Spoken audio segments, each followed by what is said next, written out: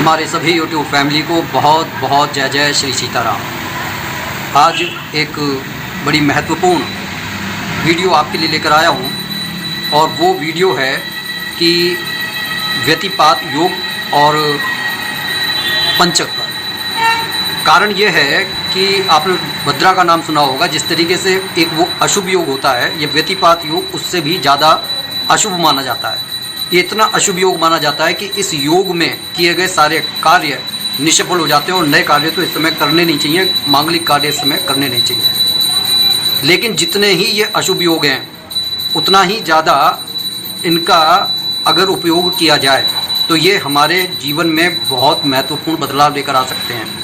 इन योगों का सबसे पहले ही हम ये जान लें कि ये शुरू कब हो रहे हैं। ये 20 तारीख को 8:01 शाम को शुरू हो रहे हैं और अगले दिन 21 तारीख को सुबह शाम को 6:58 तक रहेंगे। और इस समय पंचक शुरू हो चुका है जो 25 तारीख तक रहेगा। तो सबसे ज़रूरी बात यह है कि इस समय व्यतिपात योग में किया गया कोई भी जप या भजन कीर्तन भगवान के निमित्त जो भी कुछ किया जाता है वह अनंत गुना फल देता है, मतलब उसकी गिनती नहीं की जा सकती। इसलिए इस समय जितना हो सके उतना आपको अपने इष्ट देव का ध्यान करना चाहिए, गुरु मंत्र का स्मरण करना चाहिए और अच्छे कार्य करने चाहिए। लोगों की अगर मदद कर सकते हैं तो वो करनी चाहिए। इस योग के बारे में ये भी कहा गया है कि इस समय किया गया दान, जो सूर्य ग्रहण के समय दान किया जाता है, जो अमावस्या पर दान किया जाता है, उससे कई करोड़ गुना फल देने वाला है।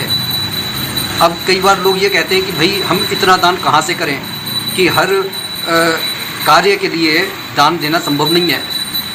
तो जितनी सामर्थ्य हो आप वह दान दे सकते हैं या मंदिर में जाकर श्रम दान दे सकते हैं, क्योंकि श्रम दान भी महादान माना गया है। दूसरा सबसे महत्वपूर्ण बात यह है कि इस दिन अगर आपकी सामर्थ्य है और किसी को, मैं ये नहीं कह रहा कि बहुत बड़ा भंडारा कीजिए, लेकिन आप जो हैं किसी एक भूखे को खाना खिला सकते हैं। भाई हम खुद भी तो खाना खाते हैं, 2 रोटियां दूसरे के लिए बना दी, ठीक है।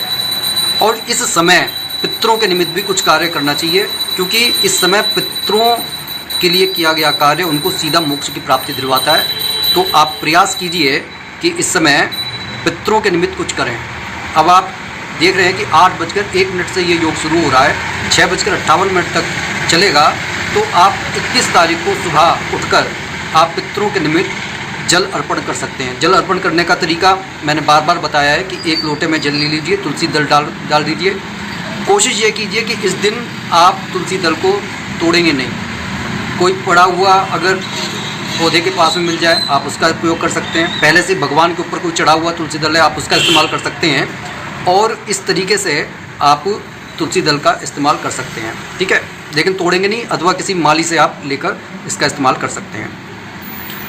इस तरीके से आप जल लेकर बैठें और गीता जी के 7वें अध्याय का पाठ करके इस तरीके से कहें कि इनका पुण्य मैं अपने पितरों को अर्पित कर रहा हूँ, वह तृप्त हों तृप्त हों तृप्त हों। और ये कहकर आप जल को बानियान ट्री में जाकर चढ़ा दें, बरकट के ट्री में चढ़ा दें। वैसे पीपल के ट्री में चढ़ाया जाता है, लेकिन अगर रविवार हो तो ऐसा नहीं करना चाहिए, ठीक है। अब सबसे ज़रूरी और महत्वपूर्ण बात यह है कि इस दिन आपको कोई भी मांगलिक कार्य करने से बचना है और जितना भजन कीर्तन कर सकते हैं उतना कीजिए और पितरों के निमित्त तो आवश्यक कार्य कीजिए। ये अनंत गुना फल देने वाला है। तो ये एक छोटी सी वीडियो सिर्फ इसलिए बनाई थी कि आप लोगों को पता चले कि व्यतिपात योग जो भद्रा से भी ज़्यादा खतरनाक योग है, इसमें आपको ये कार्य नहीं करने। और पंचक के बारे में माना जाता है कि पंचक के दिनों में कोई कार्य नहीं करने चाहिए।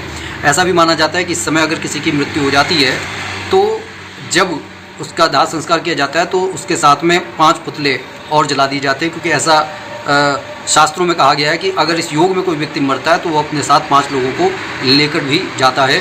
तो ये छोटी सी वीडियो सिर्फ अवेयरनेस के लिए थी। इसी के साथ मैं अपनी वाणी को यहीं पर विराम दे रहा हूँ और आशा करता हूँ कि आप सभी को ये वीडियो पसंद आई होगी। तो इसे ज़्यादा से ज़्यादा शेयर करें ताकि और भी लोग लाभान्वित हो सकें।